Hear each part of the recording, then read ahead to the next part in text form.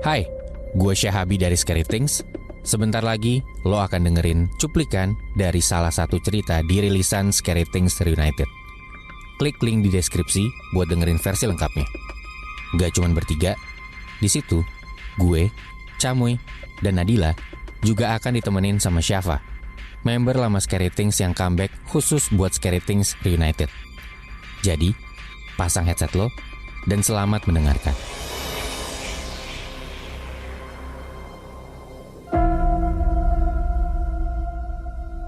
Yang mau gue ceritain ini adalah cerita horor dari anak-anak boarding school.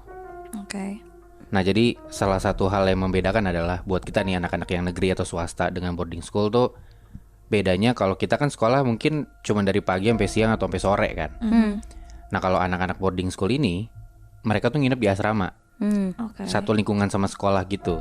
Nah, jadi bisa jadi dengan mereka nginep di sekolah itu mereka punya experience lain. Karena mereka tahu suasana sekolah ketika lagi gelap tuh seperti apa, ya kan? Iya. Nah, jadi cerita ini dialamin sama Tasya. Tasya ini kelas 11 dan ini tahun kedua Tasya di sana. Jadi selama 2 tahun si Tasya ini sekolah di boarding school itu nggak ada hal yang aneh-aneh sebenarnya. Dia jalanin dengan biasa aja. Sampai ada satu momen nih, boarding schoolnya Tasya ini gempar. Karena ada satu siswi yang ngundurin diri dari sekolah boarding school itu abis ngelihat penampakan di gedung sekolah mereka pas malam-malam. Jadi gedung sekolahnya si Tasya ini sama gedung asramanya itu kepisah. Oke. Cuman masih dalam satu lingkungan gitu loh. Nah, cuman si sekolahnya ini, boarding schoolnya ini itu punya jam malam. Jadi kalau misalkan udah lewat jam 6 malam, itu udah nggak boleh keluar dari asrama. Apalagi ngedatengin gedung sekolah. Oke. Pokoknya kalau malam tuh semua siswa-siswi udah harus di asrama masing-masing lah. Oh. Nah, kejadian yang bikin siswi ini ngelihat penampakan adalah, jadi si siswi ini tuh dia hobi banget fotografi. Oke. Jadi sekitar jam 9 malam dia keluar dari area asrama, dia ngendap-ngendap ke gedung sekolah buat hunting foto. Jadi katanya waktu si siswi ini lagi hunting, ada pohon-pohon tinggi yang bersebelahan sama gedung sekolah yang menurut dia tuh cantik lah. Dia lagi foto-foto di area itu, tiba-tiba dari pohon tinggi ini ada yang ngesut-sutin dia. Gitu. Sekali 2 kali didiemin aja nih sama dia. Karena ya mungkin gua salah denger kali. Iya. Lama-lama masih ada tuh suara. Dan kayaknya ini bukan perasaan gue doang deh. Makin penasaran juga nih dia, kayak siapa sih yang ngesut-sutin gua. Pas dia lihat, ternyata dari pohon-pohon gede itu, di dahannya itu ada kuntilanak pakai gaun putih, rambutnya juga putih. Aduh. Lagi duduk di dahan pohon tinggi itu sambil kakinya tuh ngayun-ngayun. Gila. Nah, kebetulan si siswi ini punya asma. Aduh. Jadi ngelihat kayak gitu dia shock dong. Iya. Asmanya kambuh lah. Nah, gak lama dari situ, untungnya waktu dia lagi ngefoto-foto tuh kan lagi pakai flash gitu kan. Untungnya ada penjaga sekolah yang sadar ada orang di area situ malam-malam. Disamperin lah sama si penjaga sekolah ini. Jadi pas kejadian si cewek ini shock dan dia asmanya kambuh, ada penjaga sekolah yang nolongin dia. Nah, akhirnya karena kejadian itu, boarding schoolnya Tasya ini jadi gempar. Dan ya mungkin si siswi ini emang trauma juga gitu ya. Orang tuanya juga gak mau lah anaknya kenapa-napa lagi. Cabutlah, mengundurkan diri dia dari boarding school itu, si siswi ini. Oke. Nah, karena kejadian si siswi ini, Tasya justru malah penasaran. Oh. Jadi di boarding school ini tuh lo bakalan punya roommate. Oke. Jadi si Tasya ini sekamar sama 2 orang temennya, namanya Cika sama Ajeng. Jika maju. Yes, jadi Tasya, Cika, Ajeng, roommate, dan akhirnya mereka bertiga jadi satu circle lah. Sekelas juga, mereka tuh belajar bareng, main-main bareng, semua juga selalu saling curhat, bandel-bandelan juga bareng, pokoknya bertiga terus lah mereka. Nah, karena kejadian yang bikin gempar itu, mereka bertiga malah penasaran dan malah pengen uji nyali. Wow. Di tempat perkara si kejadian siswi itu ngelihat penampakan kuntilanak berambut putih ini. Nah, sempat ada satu momen lah, karena mereka udah setuju mereka mau uji nyali gitu ya. Akhirnya mereka bertiga keluar nih jam 10 malam dari asrama, mereka pergi ke area sekolah. Oke. Nah tapi di malam itu mereka nggak ngerasain apa-apa Nat, Muy, Syaf. Mereka nggak dapat penampakan itulah. Akhirnya mereka bertiga kepikiran nih. Oke, mungkin kita nggak dapat penampakannya karena kita masih di area luar-luar sekolah nih, belum masuk ke dalamnya. Gimana kalau nanti kita coba lagi? Kita coba buntutin penjaga sekolah waktu dia lagi patroli. Kita ikutin, biar nanti kita bisa masuk tuh ke dalam area sekolah dan kita uji nyali lagi ke dalam gedung sekolahnya. Oke. Siapa tahu di dalam ada nih yang kita cari gitu. Nah, penjaga sekolah di tempat boarding school ini namanya Pak Kun. Dia ini adalah orang yang sama ketika nyelamatin siswi yang asma itu. Nah, Pak Kun ini sebenarnya bukan nama asli. Oh, Lo tau nggak kenapa dia dipanggil Pak Kun? kenapa? Karena Jadi Pak Kun ini adalah kepanjangan dari Pak Kuncen. Oh, Nah, dia dipanggil Pak Kuncen karena dia ini tuh udah puluhan tahun kerja di boarding school ini. oh, Bener tuh, akhirnya besok harinya sekitar jam 7-an malam, Tasya, Cika sama Ajeng di situ kayak ngelihat Pak Kuncen lagi patroli tuh di jam 7-an malam itu. Dan mereka coba buat masuklah ke area-area yang biasanya kalau malam tuh dikunci sama si Pak Kun ini. oke. Mereka masuk ke koridor-koridornya.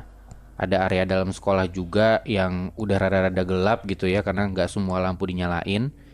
Cuman mereka tetap nih nggak ngerasain makhluk yang diceritain sama siswi yang asma itu, si kuntilanak rambut putih ini. Mereka nggak nemu sama sekali.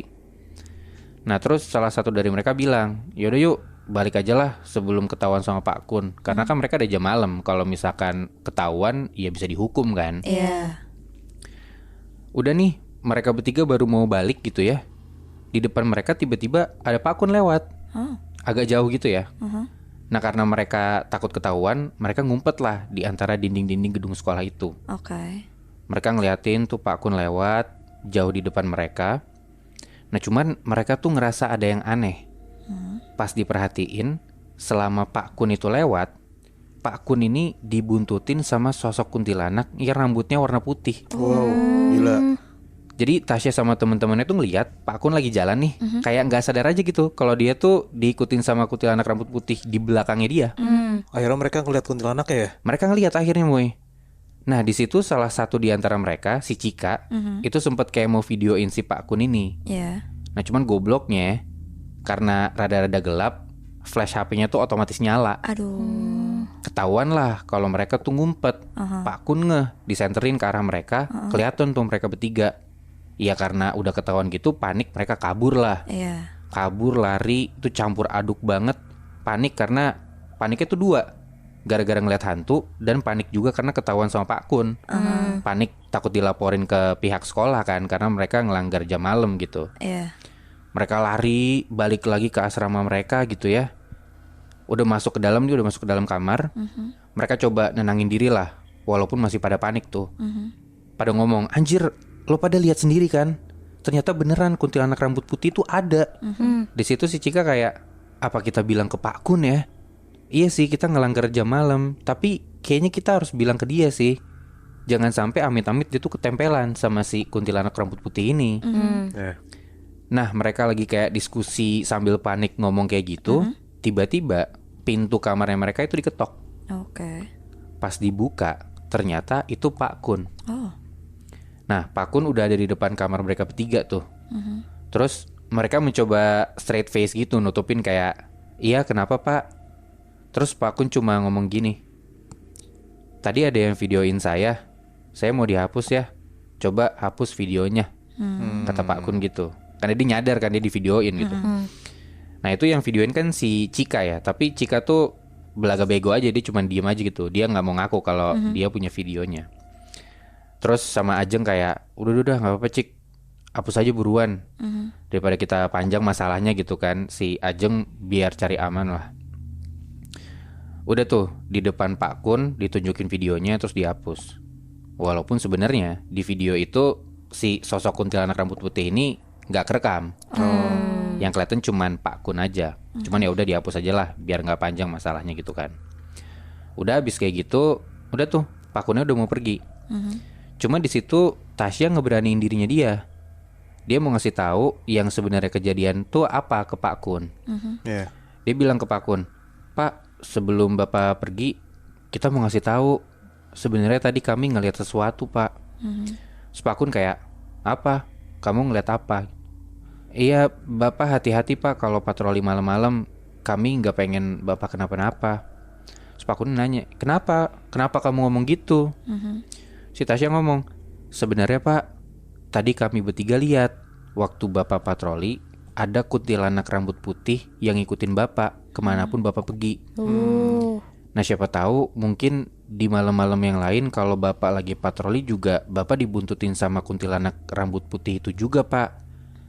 Bapak banyak-banyak istighfar ya Pak, takutnya ketempelan kuntilanak rambut putih itu. Tasya gitu. Nah terus Pak Kun langsung ngomong kayak gini, Mbak tolong ya omongannya jaga yang sopan. Enak aja nyebut-nyebut kuntilanak rambut putih. Kata gitu.